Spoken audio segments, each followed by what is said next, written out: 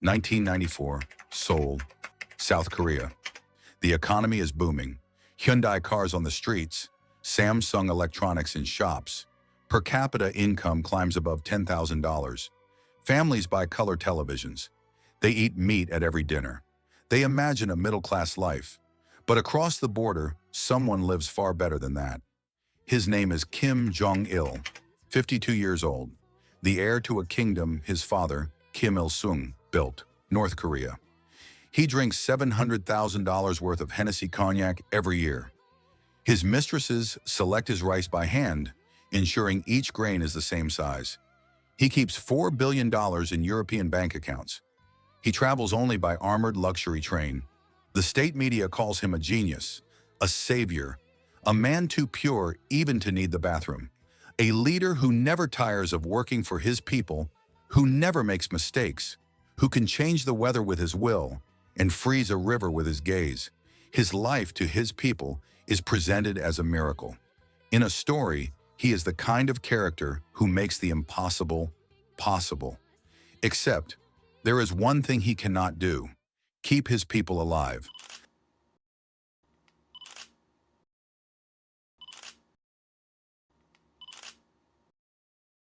The harvest has been meager for years. Floods have destroyed the crops. Families in the provinces wait for rations from the state. They never come. Instead, Kim Jong-il orders soldiers to enter villages and seize everything: food, seed grain, all provisions, even feces, collected and handed over to the government to use as fertilizer. As a consequence, the people resort to boiling grass, stripping bark from trees, mixing flour with sawdust and wood shavings that swell in their stomachs but provide no nutrition. Some catch frogs, dragonflies, or rats. In the villages, children begin to disappear from the streets. The food that is taken flows upward, first to the military, then to the loyal elite of Pyongyang. Soldiers march well-fed through the capital, while children in the countryside collapse in classrooms in front of their teachers. The regime calls this the arduous march. And yet, when Kim Jong-il dies in 2011, the people weep in the streets. They beat their chests, they tear their clothes, they convulse in grief while state television broadcasts endless mourning. He is elevated to eternity, deified as the eternal general secretary, remembered not as the man who did not protect them from the famine, but as the God who had given them everything. This is Kim Jong-il, and this is how he transformed North Korea, for the worst, while being remembered as the best. The Korean War, fought between the Communist North and the capitalist South, ends in tragedy. Between 2 and 3 million Koreans die. At the end of the conflict, no peace treaty is signed. The peninsula remains divided. In the 1960s, decades after the war, North Korea is the richer Korea. Factories roar in the north. Electricity spreads. Industry grows. But this prosperity is not self-made. The Soviet Union floods the country with loans. China sends food, fuel, and machinery. Both Moscow and Beijing want to accelerate their communist ally, to showcase it as a success story, faster and stronger than the United States, Japan, and the West can build the South. For a time, it works. Soviet credits keep the North Korean central bank filled, while Chinese imports keep the shelves stocked. There is money. There is food. North Korea closes itself to the world, open only to its communist patrons. By the 1970s, the loans come due. It is time to repay, but North Korea has little to sell. Growth stalls. While South Korea begins its industrial takeoff, the North stagnates. In the 1990s, the crisis deepens. The Soviet Union collapses, and with it, the lifeline of easy credit ends. Russia demands repayment. China, under Deng Xiaoping, reforms, opening to the world and especially to the West, prioritizing profit over ideology. Trade with Pyongyang shrinks. Food, fuel, and machinery imports diminish. Geography makes the problem worse. North Korea has almost no natural resources.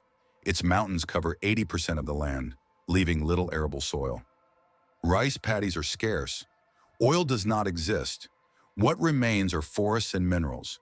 Without imported fertilizer, farms fail. Without fuel and raw materials, factories stop. By the 1990s, the lights begin to dim. At night, North Korea sleeps in darkness. Food becomes scarce. Just across the border, South Korea explodes with growth. Cities blaze with neon. Wages rise. Capitalism has clearly won. To the communist North, this is an unbearable humiliation. It is in this context that in 1994, Kim Jong-il ascends to power. His father, Kim Il-sung, is dead. He inherits a state in collapse. The logical response could have been, let's reform. Let's adapt. Let's design a new model. Instead, he retreats North Korea further. Borders are sealed. Foreign observers are barred from entering. Ordinary citizens are forbidden to leave. State media bombards the population from morning to night. We are stronger than the South. We are richer than the Japanese. We are feared by the Americans. The lie becomes a tool to hide shame. Above all, Kim prioritizes the army. Jong-un, military first. Unlike his father, Kim Il-sung, who emphasized juche mass mobilization of workers and peasants, Kim Jong-il puts the military before the people. Why? Because in North Korea, paranoia is survival. The Korean War has never formally ended. South Korea could attack at any moment. U.S. troops remain stationed in the South. Japan, once an occupying power, is remembered as a colonizer that treated Koreans as subhuman. If these three struck together, with Russia and China now distant, what could keep the North alive? South Korea's prosperity, just across the border, is a living insult. Surrounded by enemies, Pyongyang convinces itself that only military deterrence can prevent annihilation, and the result is total militarization. Vast resources are poured into the army. Boys spend up to 10 years in barracks, sacrificing their futures for endless drills. Entire sectors of the economy exist only to supply uniforms, weapons, and parades. By the 2000s, as much as a third of GDP is used for the army. But does this make North Korea powerful enough? Not really. Much of it is theater. In the 1990s, a month's salary could buy only 10 bullets. Factories are unproductive. Weapons displayed in parades are often broken or without ammunition. From a distance, strength. Up close, nothing. A state that just appears strong. Surrounding powers know it. Nobody is truly afraid. Kim Jong-il understands this, and he understands image. He once declared, "The cinema is the most powerful of all arts. It is a weapon of the revolution." His politics follow the same principle. A nation presented as spectacle, where image is always put before substance, until the nuclear program changes the equation. In the 1980s, under Soviet assistance, North Korea begins experimenting with nuclear technology. By the 1990s, it builds reactors at Yongbyon. In 1994, at its weakest, Kim Jong-il signs an agreement with the United States. He promises to freeze nuclear development in exchange for fuel and food. He gets what he wants. All while he continues the program in secret. By 2006, North Korea conducts its first nuclear test. A small, impoverished state transforms into a nuclear power. The parades of broken weapons now conceal a real threat. North Korea becomes untouchable and dangerous. Foreign powers now listen. But at what cost? For every dollar given to the military, what was left to the North Korean people? Hunger. The famine begins in the mid-1990s. Its cause is a chain reaction. No help from Russia, no help from China, and an unproductive land. For decades, every North Korean has survived on the public distribution system, the state-run ration scheme. It provides food to each citizen based on political loyalty and social class. It is not a supplement. It is the only source of food. In the 1980s, a working adult might receive 600 grams of grains a day. By the early 1990s, this falls to 300 grams. By 1994, in many provinces, only 100 grams. Then the floods strike. In the summer of 1995, between 500 and 800 millimeters of rain, more than double the seasonal average, fall across the North Hamgyong and South Pyongyang provinces. Farmland is submerged. More than 1.5 million tons of grain are lost. Underground grain silos, long concrete bunkers built to store rice and corn, are drowned. Defectors describe villagers stranded on rooftops, watching their fields vanish under a sheet of water. Hydropower plants are also destroyed, plunging cities into darkness. By 1997, while the United Nations recommends 600 to 700 grams per day, many North Koreans receive just 30 grams, barely 100 calories. Despite all this, the army still comes. Soldiers enter villages, seizing food. Farmers are ordered to surrender their livestock, their kitchen pots. Each household is given quotas of feces to be bagged and handed to the state because chemical fertilizer is no longer imported. Families scavenge sewage plants for sludge, their starved bodies unable to produce enough feces, fighting with neighbors for piles of waste. What is left for the people? Nothing, just hunger. One defector recalls, "I saw my neighbor bury his granddaughter. She had swollen from eating nothing but corn husks. There was no coffin, just a hole in the ground." Black markets, the Jangmadang, emerge from this moment of despair. Families trade clothes, pots, even furniture for scraps of food. Officially illegal, they spread everywhere. Men remain bound to useless state jobs, building roads or dams for just $2 a month. In this context, it is women who become the providers. They smuggle, they trade rice across the Chinese border, hiding sacks under their skirts, bribing guards, sometimes paying with their bodies just to be let go. People walk for days, searching for food, collapsing along the way. The roads are lined with emaciated bodies. Refugees speak of the kojebi, orphaned children, flower swallows, picking grains from cow dung, digging worms from the soil. Some households descend into horrors that belong only to nightmare. In the meantime, propaganda saturates daily life. Soldiers storm homes and fix radios to one frequency alone, sealed so they cannot be tuned or turned off. From morning until night, they broadcast Kim Jong-il's miracles. He invented the hamburger, 2 slices of bread with meat in between. He wrote 1,500 books in 3 years. He can shoot 100 targets even when blindfolded. He sleeps only a few hours a week.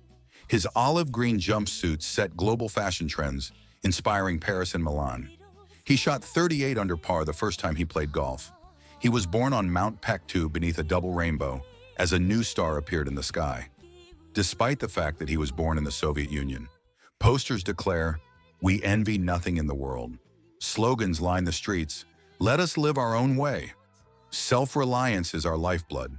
Newspapers announce record harvests, while families bury their loved ones in their gardens.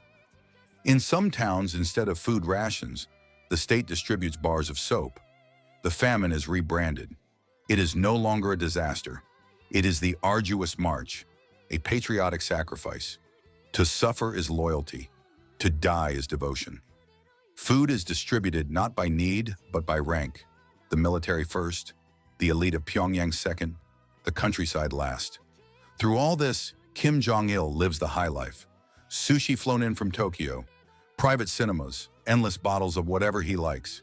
In public, he is a god. Statues rise in his honor. His portrait hangs in every home, every office. To let it gather dust is a crime. Citizens polish badges with his face each morning. Teachers instruct children to memorize his poems, to draw his image before they even learn to write. Then in 1996, another flood. Then in 1997, a drought. By then, estimates of the dead range from 600,000 to 3.5 million, possibly 15% of the population. By the 2000s, the famine eases. The Jangmadang markets spread. For a time, the regime tolerates them. But in 2009, Kim Jong-il redenominates the one. Market traders, the women feeding their families, lose everything overnight. A fragile solution emerges. The potato, easier to grow in the mountains, begins to replace rice and corn. International aid also resumes. But the damage is irreversible. By 1998, more than 60% of children are stunted from malnutrition. A generation is lost. In December 2011, Kim Jong-il dies. But his death does not end his rule. By constitutional decree, he is elevated as the Eternal General Secretary of the Workers' Party and the Eternal Chairman of the National Defense Commission. His offices are abolished but never replaced. He joins his father, Kim Il-sung, who since 1998 has been enshrined as the eternal president of the republic.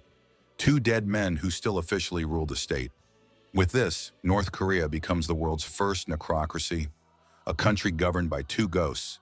And into this theater of ruin steps his son, Kim Jong-un.